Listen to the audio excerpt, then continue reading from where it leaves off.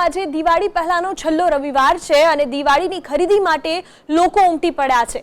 લાલ દરવાજા માર્કેટમાં મોટી સંખ્યામાં લોકોની ભીડ જોવા મળી છે। આ ભીડમાં સોશિયલ ડિસ્ટન્સનો અભાવ છે। આ સાથે લોકો માસ્ક પણ નથી પહેરતા અને જે રીતે આ દ્રશ્યો પણ સામે આવી રહ્યા છે, અહીંયા એકથી બીજા વ્યક્તિ વચ્ચે કોઈ જ અંતર પણ નથી જોવા મળી રહ્યું। કિરાંગીના એક વધુ જાણકારી સાથે જોડાઈ ગયા છે। કિરાંગી, દિવાળી આવી છે પરંતુ કોરોના પણ હજુ આપણી વચ્ચે જ છે। કદાચ આ તમામ લોકો ખૂબ બેદરકાર બનીને ભૂલી ગયા છે કે કોરોના કેટલો ગંભીર બની શકે છે।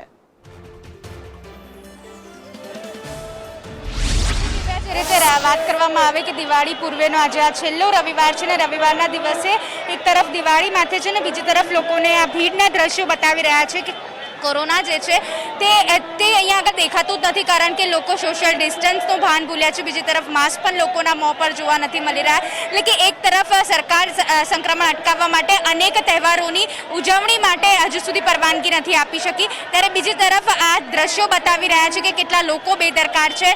માર્કેટમાં ભીડ છે, એકબીજા લોકોની વચ્ચે કોઈ પણ અંતર જોવા નથી મળતું। એટલે કે આ જ દ્રશ્યો આવનારા દિવસોમાં સંક્રમણ જે છે તેનો વિસ્ફોટ થઈ શકે છે। આ દ્રશ્યોને કારણે હજુ સુધી લોકોને એટલી ગંભીરતા નથી કે કોરોના જો એકબીજાના સંપર્કમાં આવવાથી થતો હોય છે તો લોકો માસ્ક પણ નથી પહેરતા। બીજી તરફ નજીકમાં જ પોલીસ સ્ટેશન છે, છતાં પણ કોઈ પણ પ્રકારની કાર્યવાહી હજુ સુધી થતી નથી। વહેલી સવારથી જ આ માર્કેટમાં એટલી ભીડ જોવા મળી રહી છે। લાલ દરવાજાનું ભદ્ર માર્કેટ એ અમદાવાદની એક ઓળખ ગણાતું હોય છે। એક તરફ જ્યારે સંક્રમણ દિવસે ને દિવસે વધી રહ્યું છે, બીજી તરફ તહેવારોની ઉજવણીને હજુ સુધી સરકારે પરવાનગી નથી આપી અને ત્યારે આ પ્રકારના દ્રશ્યો ખૂબ જ મોટા પ્રશ્નો ઊભા કરી શકે છે।